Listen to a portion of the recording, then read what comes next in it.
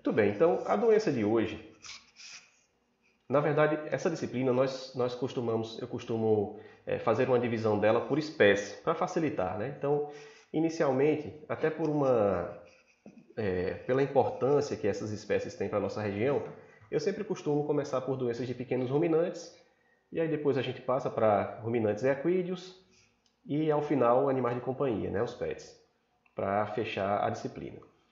Então, começando com as doenças de pequenos ruminantes, hoje eu separei algumas doenças que têm um impacto importante na produção, né, nessas duas culturas, nessas duas criações, principalmente na região Nordeste. Levando em consideração que o maior contingente desses animais, tanto de caprinos quanto de ovinos, está concentrado aqui na região Nordeste. Por que eu chamo tanta atenção para essa questão da caprina e ovinocultura? E principalmente por causa da negligência com que essas doenças são tratadas, principalmente a primeira de hoje. A caprinocultura no Nordeste é uma atividade extremamente importante. Não é que as outras não sejam, mas até pelo grande contingente, né, pela grande quantidade de animais que nós temos aqui,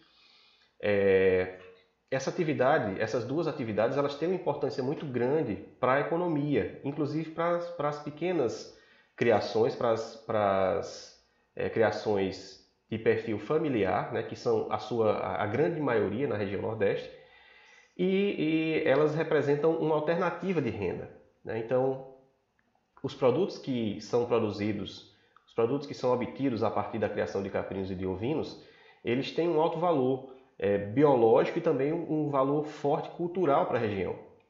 Então, nós discutimos isso em vários momentos, de que existe uma certa negligência por parte de todas as esferas, né, de poder e também por parte das instituições de sanidade, de ensino, com essas doenças de caprino. Se nós tomarmos como base os programas oficiais de controle, nós vamos observar que existem programas oficiais de controle para doenças de bovino, como por exemplo brucelose, tuberculose, febre aftosa. Existe o programa de sanidade suídea, existe o programa de sanidade equina, que são muito importantes. E aí, quando nós nos debruçamos sobre o Programa Nacional de Controle de Caprinos e Ovinos, nós podemos observar a carência com que a negligência com que esse programa é tratado. Primeiro que é uma legislação incompleta, necessita de várias complementações, né? Doenças importantes que deveriam estar presentes nesses programas de controle geralmente não são incluídas. E tudo isso, né, é um somatório de coisas que fazem com que essas duas criações tão importantes para a nossa região tenham um desenvolvimento, tenham um nível de investimento muito aquém do que deveria. Então, essas duas atividades elas são muito importantes para a região Nordeste e, consequentemente, essas doenças elas merecem uma atenção maior por parte de nós, médicos veterinários. Seja no tocante à produção, à produtividade, quanto também no tocante à saúde pública, porque muitas delas têm um envolvimento também, uma relação com saúde pública. Outra vantagem dessas criações é justamente a adaptabilidade que esses animais têm ao nosso ecossistema, ao nosso clima. Então nós sabemos que tanto caprino quanto ovinos eles são muito adaptados às condições adversas do semiárido e, consequentemente, havendo a aplicação de medidas eficazes de manejo, com instalações adequadas, com alimentação adequada, essas culturas elas representam sim e podem ser fonte de renda e também fonte de fixação do homem no campo na nossa região. Para nós termos uma ideia, só em relação a quantitativo de rebanhos, né? Esse gráfico ele mostra a quantidade de rebanho, não é de cabeças. Nós podemos observar, veja só, que na região Nordeste nós temos um contingente de 7.600, tínhamos, né? Isso em 2017, se eu não me engano. Tínhamos um contingente de 7.660 mil rebanhos de caprinos e 9.032 rebanhos de ovinos. Então, esses dois números representam, digamos que a maior população, tanto caprina quanto ovina, do Brasil. A região sul ela tem um contingente de ovinos muito significativo também, mas nada que se compare à região nordeste. Então, levando em consideração essa característica, né, são necessárias realmente, é necessária uma maior atenção em relação a essas duas culturas, essas duas criações e as doenças que estão ali presentes nessas criações de uma maneira tão efetiva, tão significativa. Uma dessas doenças, que eu diria que seria uma das maiores e mais disseminadas e mais presentes doenças de caprinos e ovinos no Nordeste, é a linfadenite caseosa. Nessa imagem, nós podemos observar uma cabra, a primeira imagem, né? Em que ela está saudável, e a segunda imagem mostra o mesmo animal logo após estar acometido pela linfadenite caseosa. Então, nós podemos observar o grau de destruição nessa glândula mamária.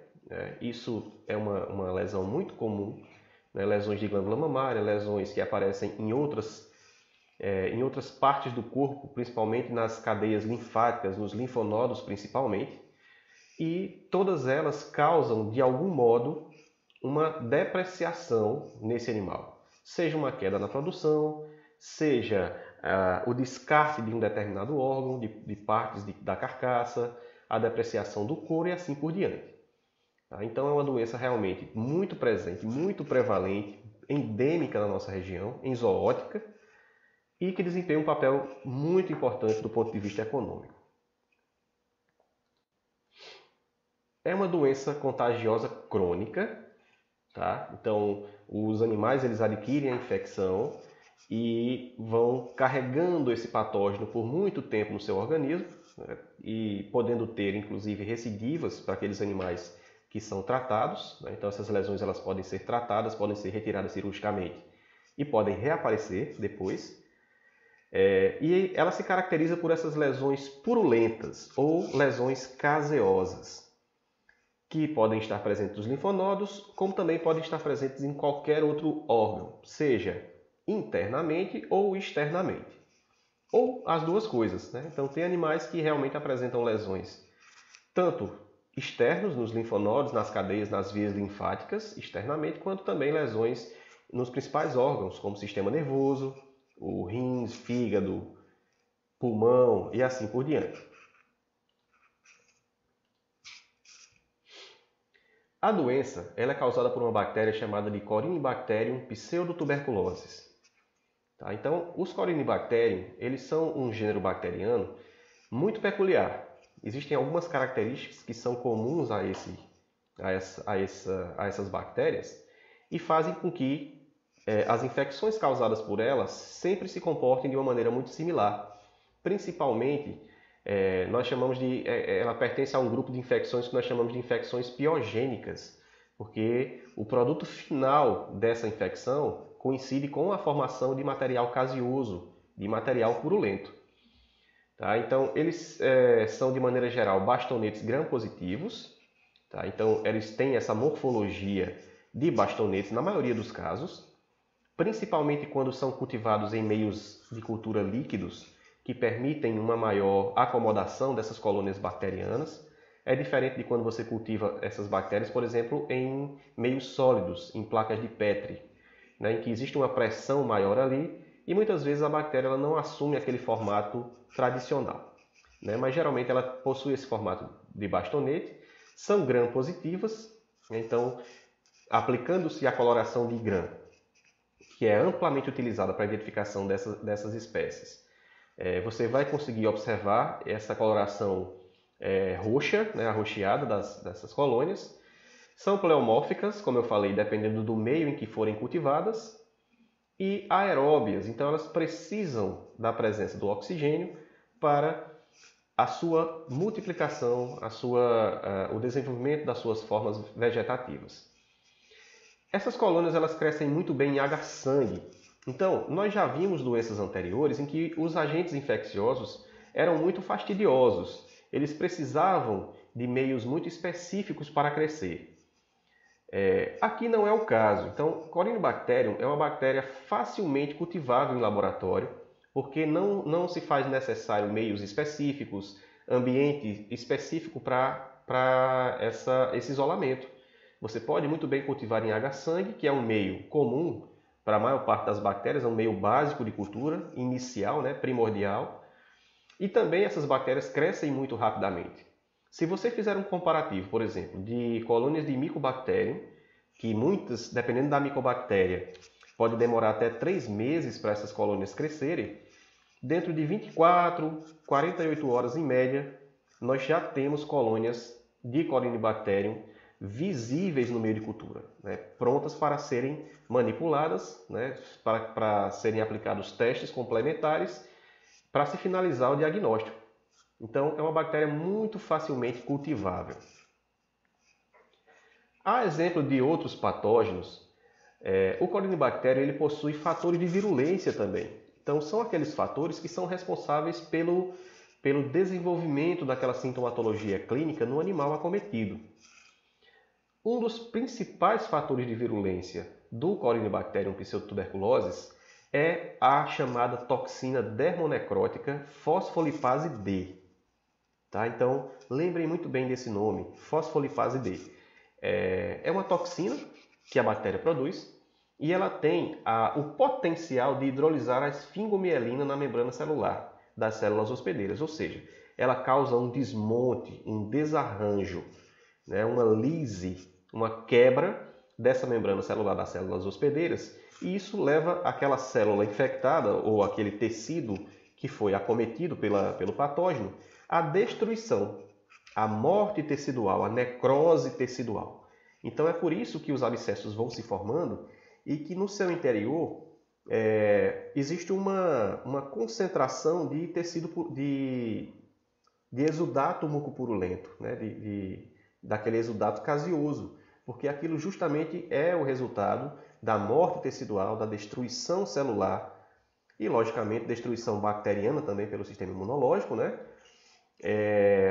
Naquele animal. Então, a grande responsável por aquela destruição é a fosfolipase D. E ela tem uma outra função que também, digamos assim, seria uma função secundária. Além dessa lise, né, celular, destruição celular que ela causa, ela também funciona como, ela permite com que aquele abscesso que geralmente se inicia pequeno no animal infectado, ele vá aumentando de tamanho. Mais adiante nós vamos mostrar o porquê, né, de que forma essa fosfolipase D vai fazendo com que esse abscesso cresça. Geralmente é isso que nós observamos no animal infectado. Aquele abscesso começa pequenininho, minúsculo, né?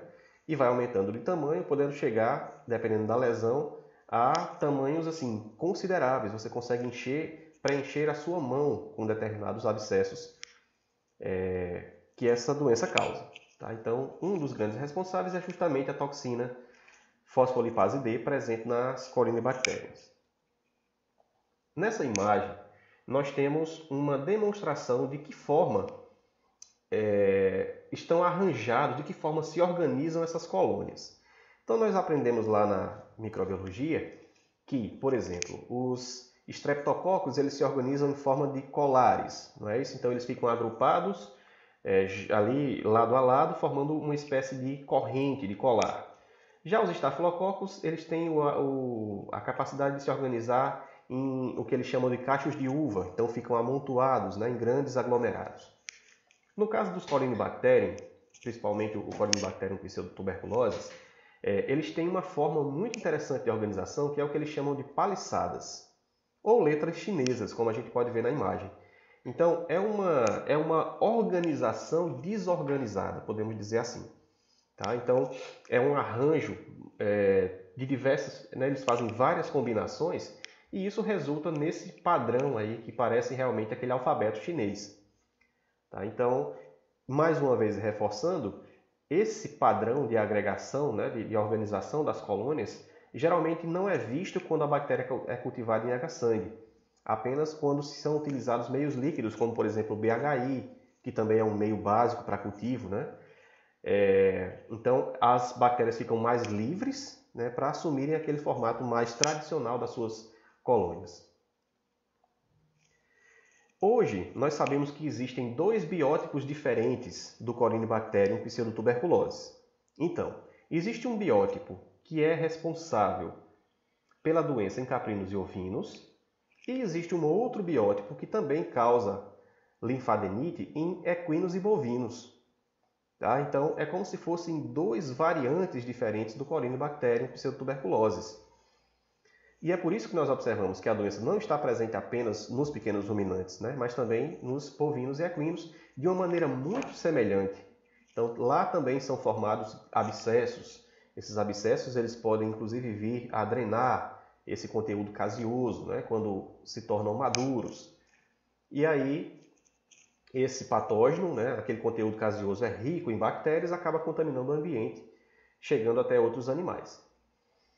Além daquele primeiro fator de virulência, que é a fosfolipase D, ele também apresenta um outro componente, um outro fator de virulência, que é chamado de lipídio de superfície leucotóxico. Então, veja só, ele é leucotóxico, ele é tóxico para células do sistema imunológico.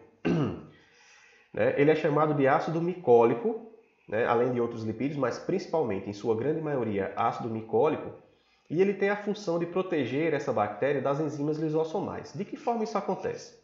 Então veja, quando o Corynebacterium ele invade o organismo de um hospedeiro, a primeira coisa que vai ocorrer seria a migração de células de defesa para aquele local onde ocorreu a invasão, a penetração. Quem é que chega lá primeiro? Neutrófilos, macrófagos principalmente, que são, no caso dos macrófagos, células fagocitárias. Então, o que é que vai acontecer? Os macrófagos eles vão fagocitar essas bactérias que acabaram de adentrar, né, o Corynebacterium. Então, veja, qual seria a sequência lógica do processo? Após ocorrer essa fagocitose, é formado um vacúolo, né, que eles chamam de fagossoma, onde o patógeno está lá dentro dessa vesícula, isso no citoplasma do macrófago. E aí existe uma organela, né, que eles chamam de lisossomo, que nada mais é do que uma vesícula também rica em enzimas digestivas, as enzimas lisossomais. Então, à medida que o macrófago ele fagocita um determinado invasor, um patógeno, o lisossomo ele vai se aproximando desse fagossoma e acaba ocorrendo uma fusão. Então, dando origem a uma estrutura que nós chamamos de fagolisossomo. Nada mais é do que quando as enzimas lisossomais elas são jogadas sobre esses invasores para que ocorra a sua destruição. Elas têm o poder de corrosão, de destruição mesmo desses patógenos. Só que ao longo da evolução, muitos patógenos aprenderam, desenvolveram técnicas, desenvolveram estruturas, formas de escapar desse mecanismo. E isso ocorre com o Corynebacterium. Então, o ácido micólico, a grande quantidade de ácido micólico que está presente nessa sua superfície, ela vai causar uma proteção, ela vai impedir que as enzimas lisossomais destruam, né, façam essa digestão da bactéria. Então, a bactéria sobrevive à fagocitose, sobrevive a essa digestão lisossomal e acaba utilizando o citoplasma do macrófago para a sua multiplicação. Então, a bactéria é fagocitada, não consegue ser destruída pelo macrófago e acaba se multiplicando dentro do macrófago. E aí veja o primeiro problema que ocorre, né? Porque, a exemplo de outros patógenos, os Corynebacteriums utilizam o macrófago como meio de transporte. Então, os macrófagos, né, por sua vez, começam a circular mais uma vez pelo organismo, levando consigo essas bactérias que estão se multiplicando em seu interior e acaba, em determinado momento, o macrófago estacionando em um outro local do organismo e ali vai com certeza se dar origem à formação de um novo abscesso. Então, isso ocorre com micobactérias, né, e também ocorre com os Corynebacterium, graças a esses fatores de virulência, como os ácidos micólicos que estão na sua superfície. É por isso que em muitos animais você tem, por exemplo, os linfonodos parotídeos acometidos e também quando esse animal é abatido, você consegue observar a presença desses abscessos no pulmão ou em outros órgãos, né, graças a essa difusão que acontece através dos macrófagos. Então, uma característica também interessante do Corynebacterium pseudotuberculosis é a capacidade que ele tem de causar uma beta-hemólise.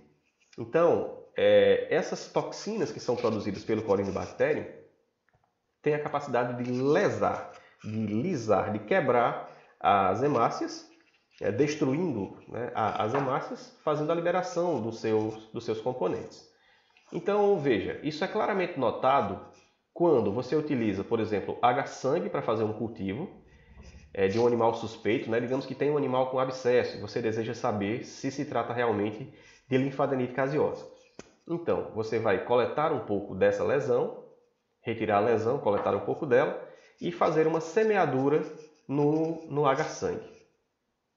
Nas primeiras 48 horas, essas toxinas que estão presentes no Corynebacterium vão causar uma destruição das hemácias que estão ali contidas no meio de cultura, no H-sangue. Nós sabemos que o H-sangue ele leva um certo percentual de sangue, humano, ovino, dependendo da situação, equino. Tá? Então, vai causar uma beta-hemólise. Aí você pode se perguntar, mas qual seria a diferença de beta-hemólise para outros tipos de hemólise? Nós sabemos que existem vários tipos de hemólise e o Corynebacterium causa uma hemólise beta, que seria uma hemólise completa. Ou seja, essas colônias bacterianas têm a capacidade de, através de suas toxinas, causar a destruição de todas as hemácias que estiverem ali ao seu entorno, no meio de cultura. Para que isso ocorre? Né? Para que geralmente a bactéria desenvolveu essa capacidade de hemólise? Porque à medida que ocorre a lise dessas células, né, são liberadas partículas de ferro, dentre outras, que são utilizadas pelas bactérias para o seu próprio desenvolvimento e manutenção. Tá? Então, é um método que a bactéria desenvolveu para captar, né, para conseguir aqueles íons, aquelas moléculas que são importantes para o seu desenvolvimento e que ela não consegue produzir sozinha. Se você observar essas imagens, você tem os 3 tipos de hemólise aqui caracterizados. Então, a primeira, que seria a beta-hemólise, que é o padrão do Corynebacterium. Ao lado, nós temos uma alfa-hemólise, ou hemólise incompleta. Significa que aquele patógeno ele não tem a capacidade de causar a destruição de todas as hemácias que estão ali em torno da colônia, apenas de parte delas. Então, seria uma toxina mais branda, digamos assim. E a hemólise gama, que na verdade é uma hemólise que é imperceptível ao olho nu, porque poucas são as células vermelhas que são destruídas por essas toxinas. Tá? Então, essa beta-hemólise é importante como diferenciação. Né? Quando você tem um animal suspeito, você faz uma semeadura desse material caseoso em meio de cultura. E você observa que após 48 horas ocorre uma beta-hemólise, então você já pode levar a crer que se trata de uma bactéria beta-hemolítica. Ou seja, o Corynebacterium está dentro desse grupo. Seria mais uma informação que pudesse levar você, como laboratorista, né, a saber que realmente se trata de Corynebacterium. Logicamente que existem outras técnicas que podem ser utilizadas, como a própria coloração de Gram. Então você vai submeter esse animal à coloração de Gram. Se for Corynebacterium, você vai visualizar bactérias gram-negativas, com esse formato de bastonetes, de cocobacilos. Então, existem macetes, existem técnicas que você vai utilizando para ir cada vez mais eliminando a possibilidade de serem outros patógenos ali e se tratar realmente aquela infecção de linfadenite caseosa. Como nós falamos anteriormente, ele é um parasita intracelular facultativo. Então, tanto faz eles estarem soltos, liberados nas vias linfáticas, na corrente sanguínea, nos tecidos, como também eles se reproduzem muito bem dentro de células, como o exemplo dos macrófagos que nós citamos lá no início.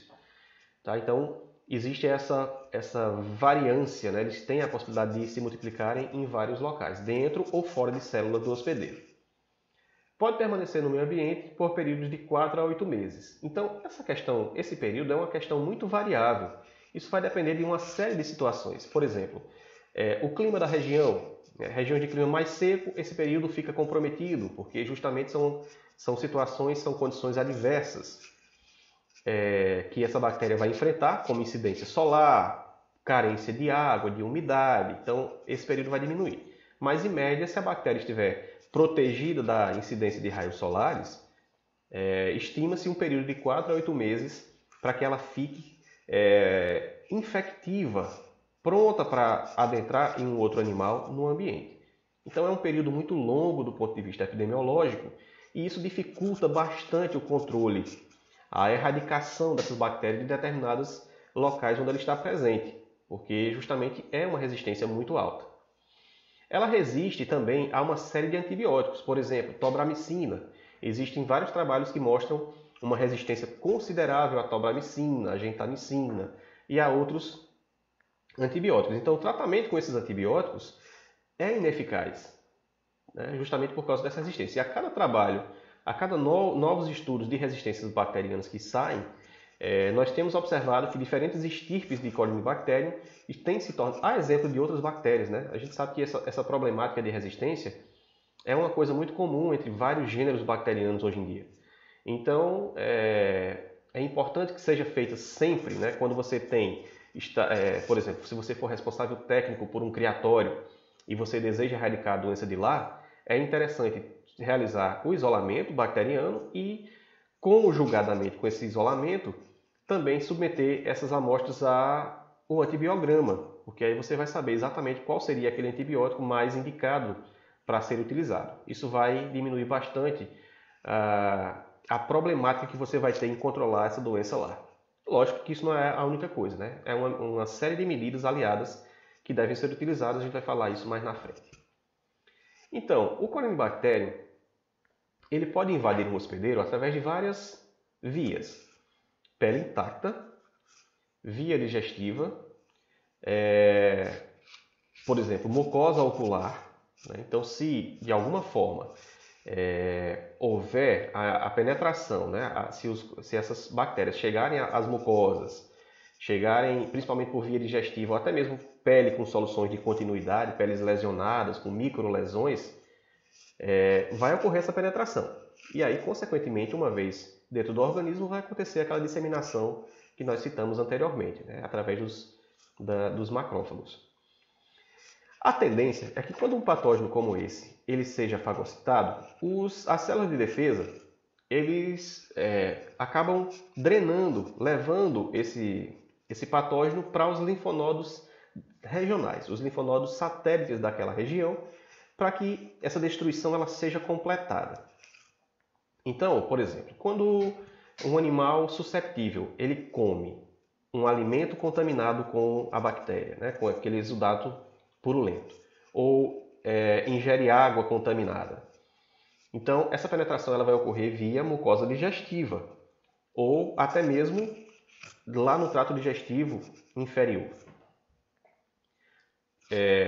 A bactéria, por sua vez, vai invadir os tecidos, vai ser fagocitada, e a tendência é que os macrófagos levem essa bactéria para os linfonodos daquele local. Então, por exemplo, quando a entrada é pela boca, a tendência é que quem receba esse patógeno através das células fagocíticas seja os linfonodos da cabeça, porque a entrada, né, seria a primeira barreira de defesa desses linfonodos da cabeça. Os submandibulares, os parotídeos, né, todos aqueles que estão aqui na região da cabeça e pescoço. E é por isso que existe uma tendência forte a essas lesões ocorrerem justamente nesses linfonodos, né? Eles vão ser os primeiros a filtrar esses patógenos. E mais uma vez não vão conseguir destruí-los. Então, o que é que vai acontecer? O macrófago vai levar as bactérias até esses linfonodos e eles vão acabar colonizando esses linfonodos, causando os abscessos lá. Tá? Então, compromete muito fortemente o sistema imunológico desses animais, principalmente essas barreiras naturais de defesa, como os linfonodos da cabeça, os linfonodos inguinais. Por exemplo, quando a penetração é por via respiratória, esse fenômeno acontece a nível de linfonodos mediastínicos. Então é possível que você observe a presença de abscessos no pulmão, é possível que os linfonodos mediastínicos estejam também abscedados. Quando essa infecção acontece por via digestiva e o patógeno chega até o estômago e intestinos, os linfonodos mesentéricos também estarão acometidos, né? Assim como os outros órgãos. Então, a disseminação ela vai ocorrer também por via sanguínea, por via linfática, e os linfonodos podem aparecer em qualquer local. Nessa imagem nós temos aqui dois exemplos muito clássicos. O primeiro seria uma glândula mamária acometida, e aqui nós temos uma via linfática, né, com abscessos. Então, muito comum também em caprinos, tanto em caprinos quanto em ovinos. Em relação à importância da doença, né, epidemiologia e importância econômica, nós sabemos que a doença ela é muito observada, ela é muito encontrada em abatedouros. Então, aqueles animais, muitas vezes, eles não apresentam sintomatologia externa, essas lesões elas são internas, e à medida que esse animal vai para o abate, né, é que o magarefe ele se depara com as lesões internas. Então, muitas vezes, essas lesões elas podem até passar despercebidas. Ao corte da faca, ocorre o rompimento, como a imagem que nós podemos observar aí no slide, ocorre o rompimento dessas lesões. Essas lesões acabam vindo a contaminar a carne e essa peça, né, esse corte, inclusive, ele necessita de ser descartado.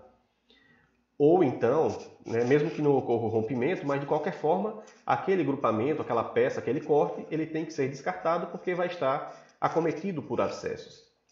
Então, isso se repercute em custo, né, em prejuízo econômico por causa de descarte de carcaça, descarte de vísceras, de órgãos nos abatedouros.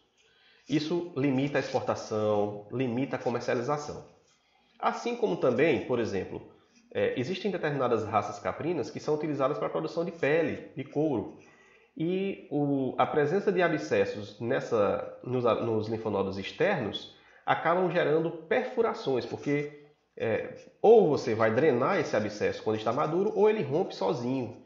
E aí vai formando uma fístula, comprometendo a qualidade desse couro, né? Então, isso também se repercute em prejuízos econômicos para quem trabalha com a comercialização de pele. Os linfonodos da cabeça, região cervical, pré-escapulares são os mais acometidos. Isso quando a gente fala de lesões externas, né? Porque também nós temos aquela situação em que as lesões elas são apenas internas. Mas, de uma maneira geral, é muito... isso, logicamente, dependendo da estirpe, né? Tem algumas estirpes que causam mais lesões internas, outras mais externas. Mas, de uma maneira geral, em sua grande maioria, esses linfonodos da cabeça são os mais acometidos. Então, se você observar os índices, os trabalhos que são realizados com linfadenite, você vai observar que a doença está presente no país inteiro. Existe uma grande incidência aqui na nossa região justamente por causa desse maior contingente, né, que nós temos aqui. A quantidade maior de cabeças. Mas nós temos linfadenite na região sul, né? É uma problemática com os ovinos lanados de lá e caprinos também de outras regiões do país, caprinos e ovinos. Estima-se que 50% dos rebanhos do Nordeste, acredito eu que esse número seja até maior, né? Estejam acometidos, ou serão acometidos em algum momento da sua vida. E aí existe uma série de especulações, de tentativas de explicações para essa ocorrência tão grande na nossa região. Uma delas, que a gente vê muito nos livros, nos artigos, é a questão das plantas, né, da caatinga. Então nós sabemos que existe uma predominância de cactáceas aqui no Nordeste, várias plantas espinhosas. E aí alguns pesquisadores associaram a presença dessas plantas espinhosas ao fato de ocorrer linfadenite. Por quê? Porque geralmente a maioria das criações elas são extensivas. Então esses animais eles são são soltos no pasto, né? São criados soltos, alguns deles recolhidos apenas no final da tarde. Então a circulação desses animais por entre essas plantas, essas cactáceas, poderia fazer com que animais que tivessem abscessos recebessem perfurações desses espinhos e esses espinhos, então, funcionariam como fômites, né? E aí um ovino, um caprino susceptível que viesse logo atrás, acabaria se cortando também, sendo perfurado pelo mesmo espinho, e esse patógeno seria inoculado mecanicamente nesse novo animal. Então, isso seria uma especulação, né? Alguns pesquisadores defendem essa teoria. Eu diria que a grande ocorrência da doença na nossa região Tudo bem, pode ter também a ver com vegetação, mas eu diria que a coisa é muito maior do que se prega. Na verdade, a doença repercute com uma intensidade tão grande assim por causa das falhas de manejo, por causa das falhas, da falta de assistência técnica nas nossas criações, né? Nós sabemos que são poucas as propriedades que têm realmente assistência veterinária, que têm instalações adequadas que possam evitar esse tipo de lesões. O próprio manejo sanitário dos animais, né? Muitos animais desenvolvem esses abscessos drenam sozinhos nas criações, nas instalações, contaminando as criações. Então, é muito mais do que isso, né? Na verdade, eu acho que grande parte, a maior parcela de culpa dessa tão alta prevalência na nossa região é justamente a negligência com que esses animais são criados, na maior parte dos criatórios, né? Da falta de assistência sanitária que esses animais recebem na nossa região. Aqui eu tenho alguns dados de trabalhos que foram realizados a nível local e que retratam a epidemiologia da doença aqui na nossa região. Então, esse primeiro, ele é muito interessante, é por isso que eu coloquei ele aqui, porque ele diz perdas econômicas atribuídas à linfadenite caseosa em caprinos abatidos no semiárido. Esse trabalho ele foi desenvolvido pelo nosso grupo de pesquisa aqui no abatedouro de Patos. Então, veja que o abatedouro que foi utilizado, ele não é um abatedouro tão grande assim, né? Nós temos o nosso abatedouro, ele é de um porte pequeno, né? Abate uma quantidade ínfima de animais comparados com outros abatedouros do Brasil. Mas mesmo assim, veja só, nesse trabalho eles investigaram as perdas, né? Quanto seria, primeiro, quanto de peso e depois quanto de valor de real seria perdido por causa da linfadenite, por causa dos descartes ocasionados pela linfadenite. Então levou-se em consideração o peso médio da carne, o preço da carne caprina e também da buchada, porque nós sabemos que é uma iguaria extremamente comercializada na nossa região e que tem um valor agregado, né? Então levou-se em consideração esses custos e aí foi se acompanhando esses animais que eram abatidos ao longo de um determinado período de tempo.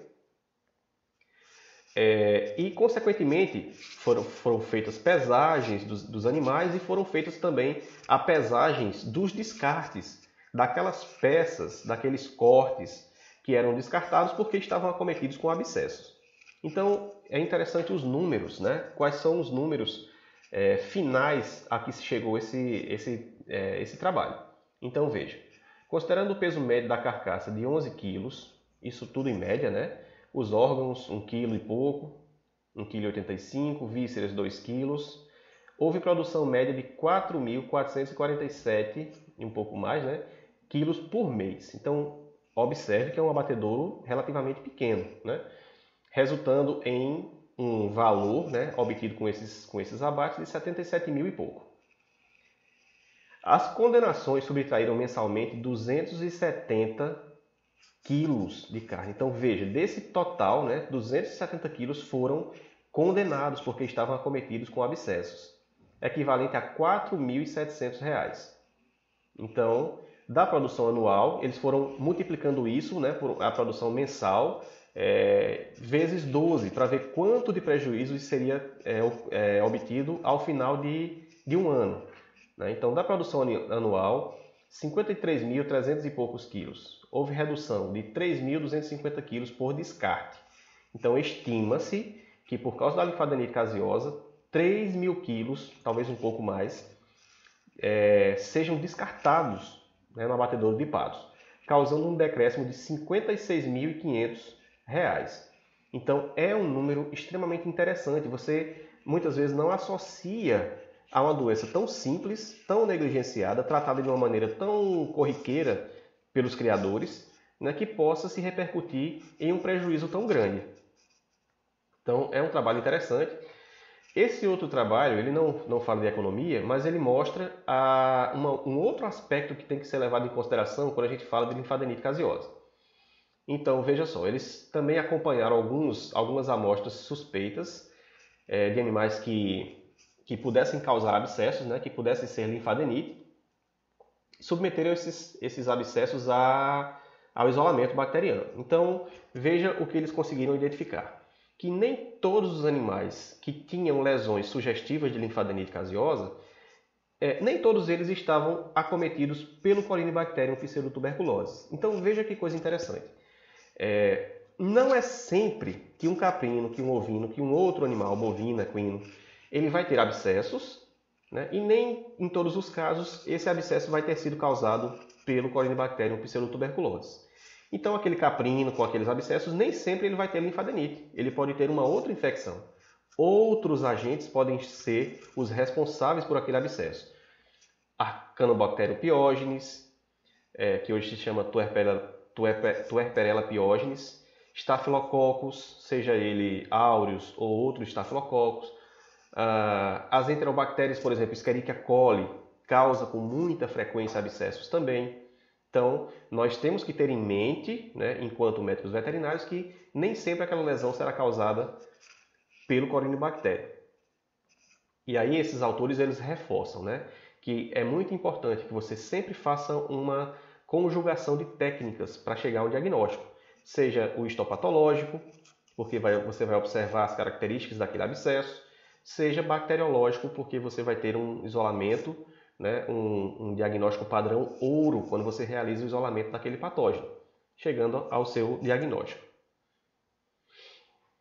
Então, uma coisa que ele utilizou, né, 21 amostras, né, foram submetidas ao cultivo e caracterização bioquímica. Apenas 4 foram positivas para Corynebacterium. Tá? Então, a gente vê que o percentual de outras bactérias envolvidas é muito grande, né? Na análise histopatológica, 21 amostras, ou seja, 100% dessas amostras apresentaram lesões histológicas características da doença. Que seria? Quais seriam as características daquele abscesso que é formado na linfadenite? Então, é uma área de necrose central. Essa área de necrose central, muitas vezes, ela também conta com a presença de cálcio, de áreas de calcificação. Isso graças a um processo crônico em que aquele abscesso está, né, a lesão antiga, então vai calcificando esse centro necrótico. E também eles observaram essa presença de lâminas, o que eles chamam de lâminas concêntricas. Então, o que seriam essas tais lâminas concêntricas nos abscessos? Veja só, quando aquele abscesso primário ele é formado naquele linfonodo, naquele ducto linfático, qual seria o primeiro mecanismo de defesa do organismo, além das células de defesa que já estão ali? Seria o processo de encapsular, de isolar aquela infecção para evitar a sua disseminação. Então o organismo ele cria uma cápsula fibrosa em torno daquela colônia, daquele abscesso inicial. Essas fibras estão presentes fibras colágenas, fibras reticulares, então forma-se uma cápsula de proteção em torno dessa infecção. Só que esses patógenos, como por exemplo o Corynebacterium, ele possui aquelas toxinas que nós falamos lá atrás. Então, a fosfolipase D, ela vai atuar mais uma vez nesse mecanismo patogênico, causando uma destruição dessa primeira cápsula que é formada, né? Então, ocorre uma destruição por causa justamente desse fator de virulência, e aí as bactérias acabam se multiplicando ainda mais, escapando dessa cápsula inicial. E o que é que o organismo vai fazer? Ele tenta mais uma vez encapsular. E isso é um processo contínuo. Então o organismo vai criando uma cápsula, o Corynebacterium vai destruindo essa cápsula. O organismo cria outra cápsula e assim sucessivamente. E isso vai causando um aumento no tamanho desse linfonodo, desse abscesso, que começa pequenininho e vai aumentando de tamanho graças a esse fenômeno. E aí, logicamente, que nessa guerra, né, dos antígenos com as células de defesa, vai ocorrendo destruição tecidual, necrose tecidual, formação de conteúdo purulento e o abscesso vai ganhando um tamanho cada vez maior. Então, se observa esse foco central de necrose, com presenças de áreas calcificadas, rodeado, né, por essas lamelas concêntricas, porque eles chamam de lamelas concêntricas porque elas têm esse formato como se você estivesse observando uma cebola cortada ao meio. Seria uma cápsula em cima da outra, né, formando esse abscesso. E aí, ao final de tudo, margeando todas essas lâminas concêntricas, nós temos a presença de um grande número de células de defesa, linfócitos, macrófagos, células gigantes, células de Langerhans, outras células do sistema imunológico que estão ali justamente tentando debelar aquele patógeno que está ali se multiplicando. Então, esse é um formato padrão de abscesso que é encontrado tanto na linfadenite caseosa quanto em outras infecções. Então, ficou provado nesse artigo que outros agentes piogênicos, Escherichia, Staphylococcus, Tuerperella piógenes, todos eles conseguem produzir uma lesão muito similar à linfadenite caseosa. Esse outro trabalho ele foi também desenvolvido aqui no nosso grupo de pesquisa e ele fala da prevalência da doença e também de fatores de risco. Então, os fatores de risco foram avaliados na nossa região para saber quais seriam aqueles fatores que poderiam estar predispondo à ocorrência da doença na nossa região. Então, veja só, como resultado, no exame microbiológico, constatou-se que Corynebacterium pseudotuberculosis foi o agente mais frequente. Então, diferentemente do trabalho anterior, dessa vez houve uma maior prevalência de animais acometidos por realmente a linfadenite caseosa.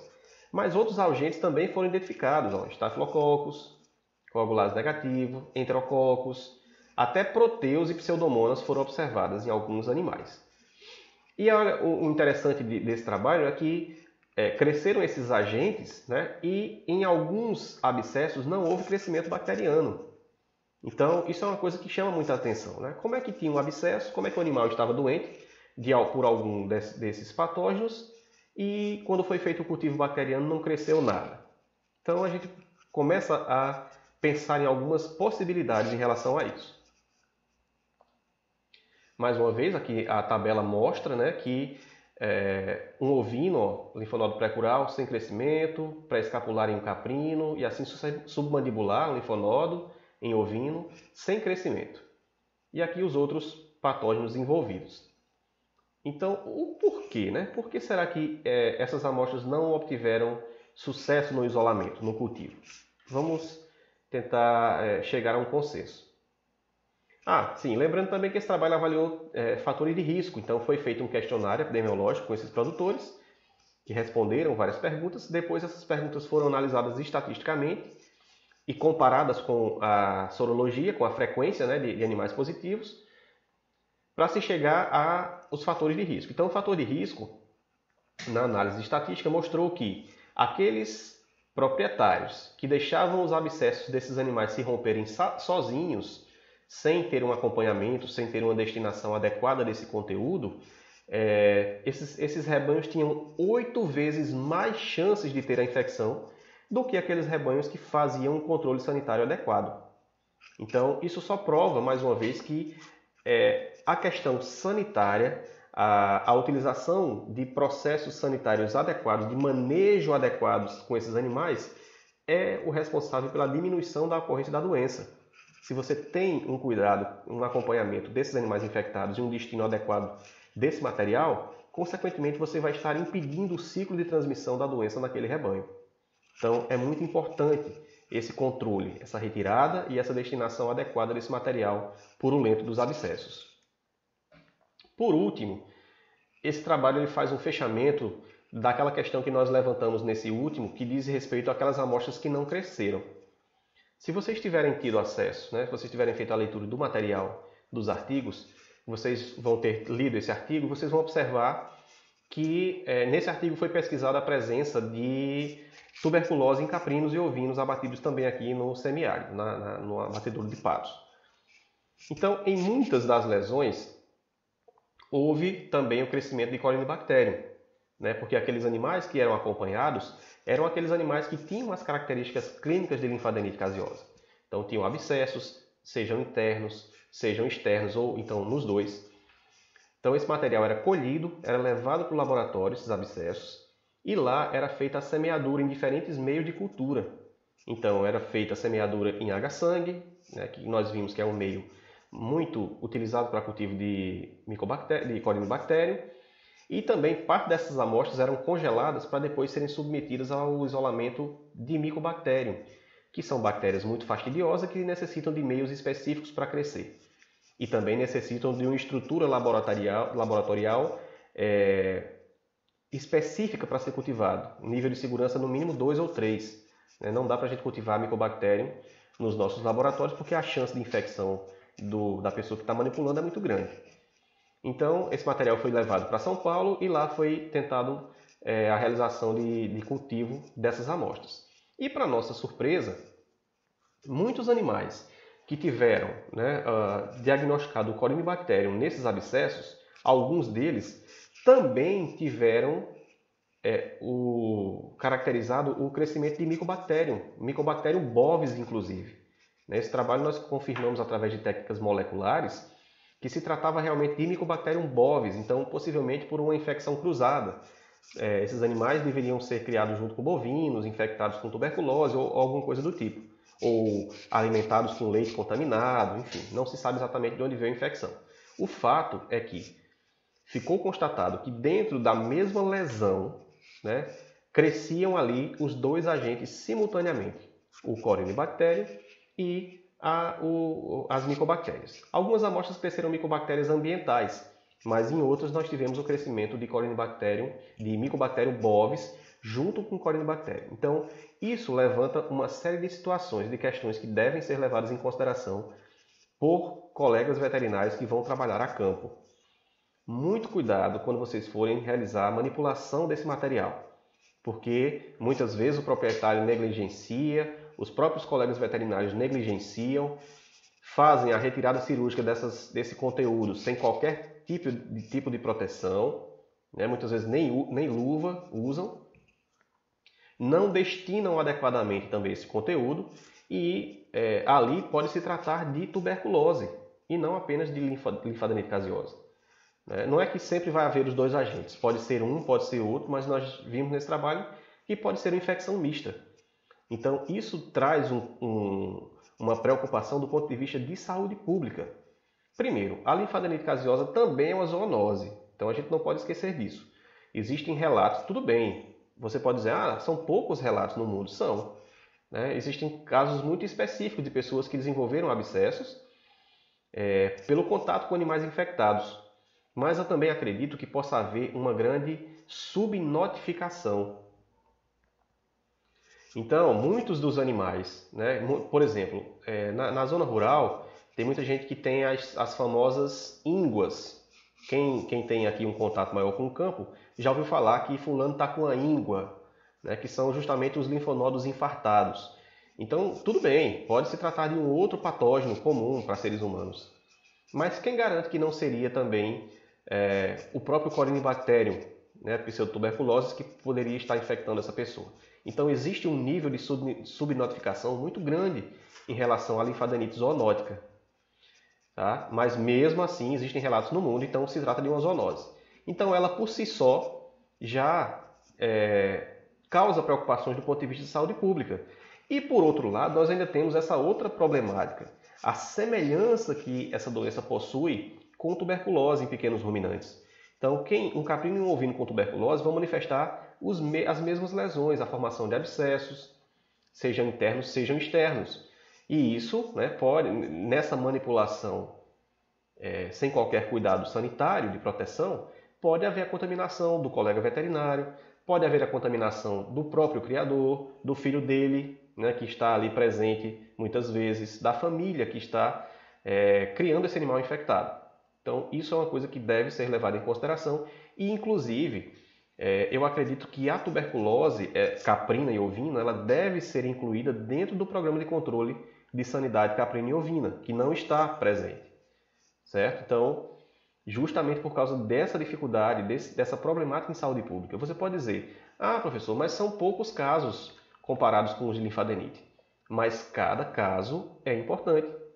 Cada fonte de infecção como essa é importante. É uma vida que está, uma ou mais vidas que podem estar expostas. Então, merece sim uma atenção por parte dos órgãos de saúde. E principalmente de nós, médicos veterinários que trabalhamos com saúde pública.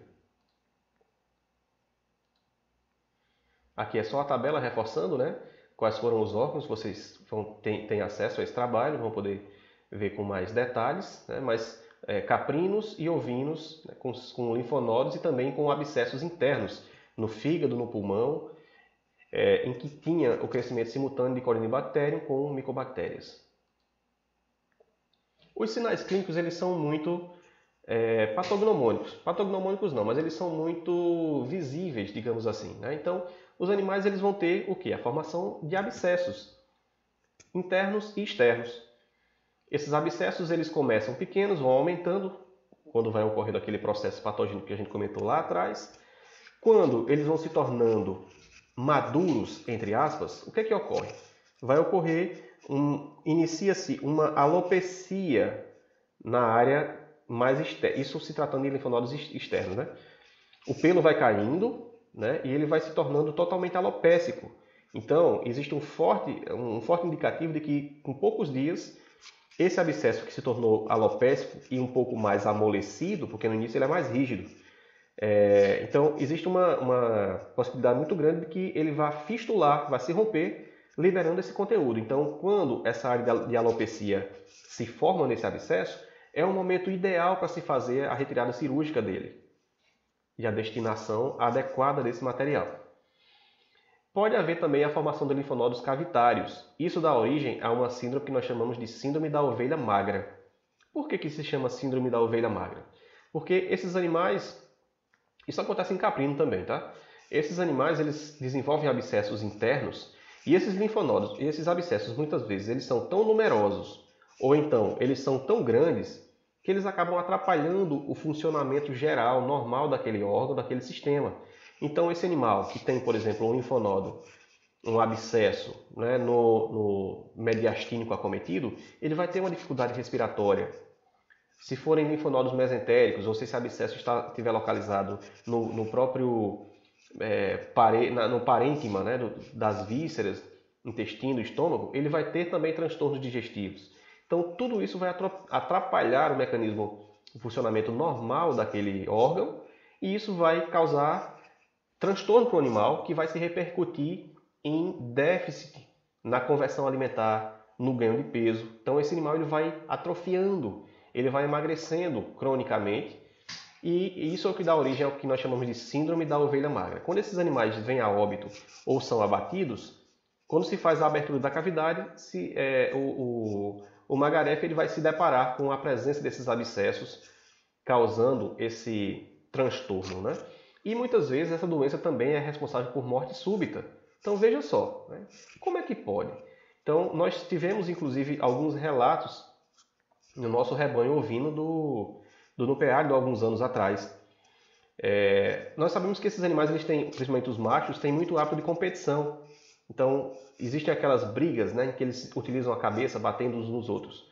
Muitas vezes essas pancadas acabam sendo em outros locais, como por exemplo no tórax. Existia lá um determinado animal que tinha uma lesão nos linfonodos mediastínicos e ao ser atingido por um outro animal no tórax, esse linfonodo ele acabou arrebentando, explodindo no seu interior. Esse animal teve uma septicemia e acabou vindo a óbito. Então, a doença também, em alguns casos, é responsável pelo desenvolvimento, por causar morte súbita. Pessoal, estou ligado no horário, viu? Em relação à patologia, nós temos a presença de abscessos nos linfonodos ou em qualquer via, em qualquer ducto linfático ou em qualquer órgão que apresenta pus de consistência caseosa. Então, essa consistência caseosa, geralmente nós observamos nas fases finais de desenvolvimento do abscesso. Então, tem aquele aspecto de, me perdoem a comparação, mas tem um aspecto de requeijão, né? É um pus esverdeado, acinzentado, com essa consistência cremosa. Pode ser esverdeado, pode ser branco acinzentado, isso vai depender muito da idade, entre aspas, desse abscesso. Essas lâminas concêntricas, rodeadas por uma cápsula fibrosa, geralmente só vão ser observadas em cortes histológicos, porque a olho nu não tem como você observar, visualizar essas lâminas concêntricas que são formadas lá naquele fenômeno de formação do abscesso. Então aqui, essa imagem, esse corte histológico, ele representa claramente a estrutura de um linfonodo. Aqui nós temos apenas uma pequena porção dele, mas veja, onde está a seta branca, né, aqui e em outros locais aqui mais acima, nós temos os chamados focos de mineralização, que dizem respeito a lesões mais antigas, né, linfonodos mais antigos.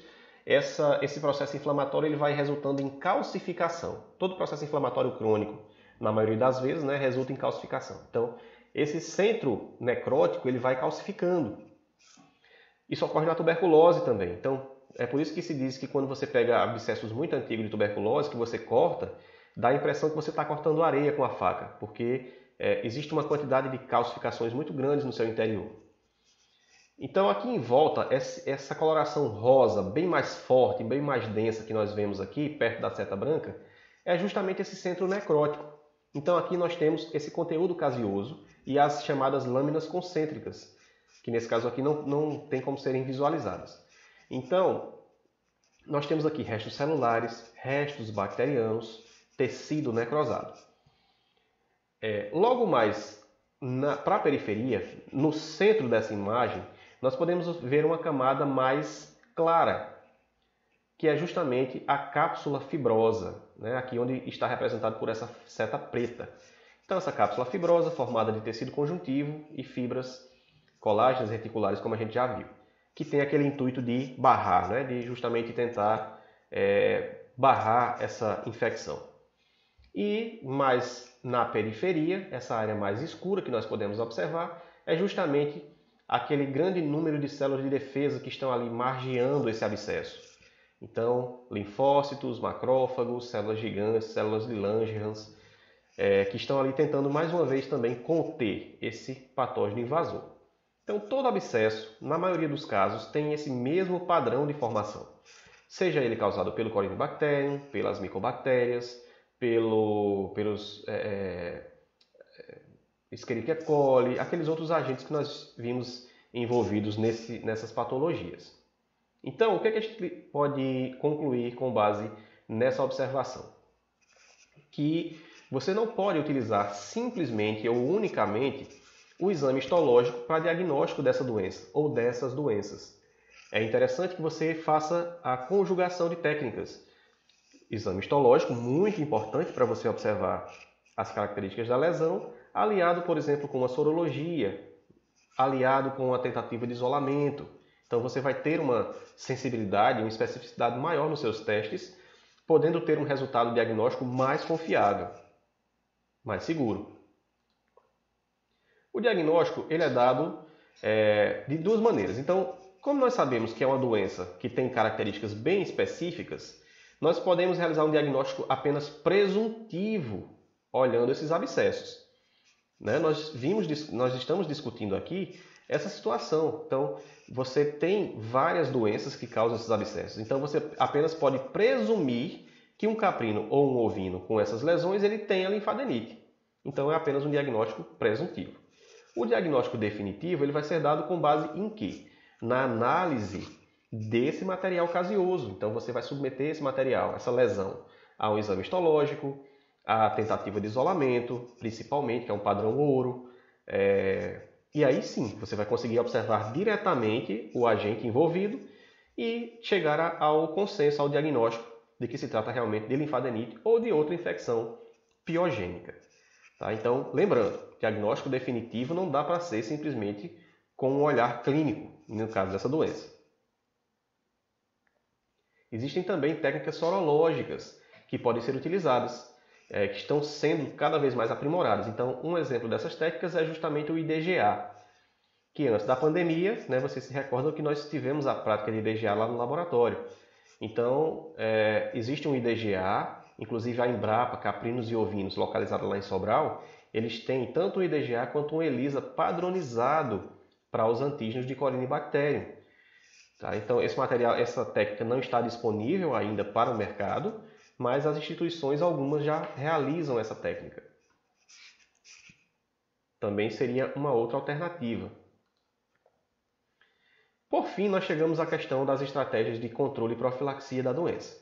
Então, a primeira coisa que se tem que levar em consideração é, para se ter um controle efetivo, seria interessante eliminar os animais doentes e evitar novas infecções. Mas veja, como é que isso tudo tem que ser ponderado, né? Tem que haver bom senso nessa tomada de decisão. Imagine que vocês sejam responsáveis técnicos por uma criação em que 80%, como eu já vi, 80% dos animais tenham lesões, estejam infectados. Então você vai chegar para o produtor e mandar ele abater os 80% dos animais? Não tem, né? Isso não é impensável. Ele vai tirar você de lá debaixo de bala, como dizem. Então, o que você poderia fazer nessa situação? Tentando administrar, conviver, aplacar, diminuir o impacto causado pela doença. O interessante seria, se possível, né, que esses animais infectados eles ficassem isolados do restante do rebanho e fossem acompanhados, para que à medida que esses animais tivessem os abscessos maduros, esses abscessos fossem sendo drenados, esse material descartado, esses animais acompanhados no pós-operatório, porque não deixa de ser um mini processo cirúrgico, a extirpação desses abscessos, e depois eles seriam reintroduzidos no plantel.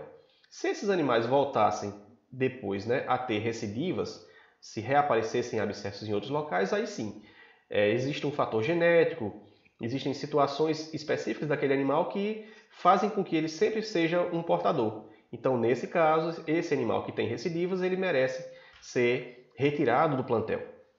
Então, de maneira geral, essa seria o indicado, né? Aliado a medidas higiênicas e desinfecção de instrumentos, porque nós sabemos que essa contaminação através de instrumentos ela é muito comum. Quem lida diretamente com pequenos produtores, com criadores de bovinos, de pequenos ruminantes, sabe que em muitos criatórios essa questão sanitária ela é muito complicada. Então, por exemplo, o cara guarda uma seringa, a mesma seringa, enfiada assim no telhado lá do aprisco, e ele utiliza essa seringa para fazer todo tipo de vacinação desses animais mês após mês. Então, são materiais que são ricos, né, que são extremamente contaminados, e é uma coisa muito corriqueira nos criatórios. Então, havendo medidas higiênicas, desinfecções periódicas dessas instalações, retirada daquela cama, daquele material, das fezes que são depositadas, pode-se utilizar, inclusive dentro de um rebanho muito acometido, a utilização de desinfetantes mais fortes, de cresóis, né, derivados da creolina, vassouras de fogo, cal virgem, né, pode-se utilizar cal para fazer essa caiagem das instalações. Tudo isso com o intuito de você tentar debelar, destruir o agente que está ali presente. Existem também algumas vacinas, inclusive algumas vacinas comerciais, que já estão no mercado ou estão em processo de desenvolvimento. De maneira geral, essas vacinas, a maioria delas, não são tão efetivas assim. O nível de cobertura, o nível de proteção é baixo, mas seria um aliado no controle, né? Então, se você tem um rebanho muito acometido, seria interessante fazer uso dessas vacinas também, porque elas vão diminuir esse impacto negativo causado pela doença. Tá? Diminui o número de abscessos, diminui o tamanho dos abscessos, causa uma facilitação assim, para o animal tentar conter um pouco mais a infecção. Então, é também uma medida muito interessante de ser utilizada. Mas, de maneira geral, o que se faz realmente é a extirpação cirúrgica dos abscessos. Então, é uma coisa que eu gostaria de deixar registrado, é que embora muitos colegas veterinários, embora muitos produtores, eles façam essa atividade com negligência, de qualquer maneira, nós não podemos esquecer que é uma atividade cirúrgica, é uma microcirurgia. Então, muito embora essa área acometida, ela muitas vezes não sofra ação de anestésicos locais, enfim, mas o mínimo de procedimentos, né, dos procedimentos cirúrgicos que são utilizados para outras cirurgias devem ser tomados, como por exemplo, a tricotomia do local. Né? Não dá para você fazer a extirpação cirúrgica desse abscesso sem fazer pelo menos uma tricotomia ali do lado, né, em torno. A higienização, a antissepsia da pele antes do momento da incisão. Então, é o mínimo que nós podemos fazer, né? Assim como o pós-operatório desse animal, né? O acompanhamento dessa cicatrização. Então, é feita a tricotomia, lembrando, né, que essa extirpação cirúrgica é feita quando o abscesso está em sua completa evolução, com a área de alopecia, amolecido. Você vê que ele está como se fosse solto. Quando você palpa, o abscesso é como se ele estivesse solto sobre a pele. Então é um momento ideal para fazer o procedimento. Então é feita a tricotomia, é feita a higienização, a antisepsia do local, do tecido. E aí esse abscesso ele pode ser retirado de duas maneiras. Ou você faz a difusão, né, vai difusionando em torno do abscesso e retira ele fechado, a cápsula fechada, que seria o mais indicado, né, porque você teria a certeza de que não ficou ali dentro nenhum tipo de material infectivo. Ou você faz o que geralmente é feito em sua grande maioria a campo, que seria a incisão também da cápsula e apenas a retirada do conteúdo purulento lá de dentro. A cápsula, na maioria das vezes, fica. E isso, às vezes, é um problema porque ocorre a recidiva nesse próprio abscesso. Então, existe essa situação. Isso vai depender também, logicamente, da quantidade de abscessos, do tamanho desses abscessos. Então, se faz a excisão cirúrgica, divisionamento. Nesse caso, ele optou por tirar, por favor, e relevem as moscas, né? Foi feita a campo.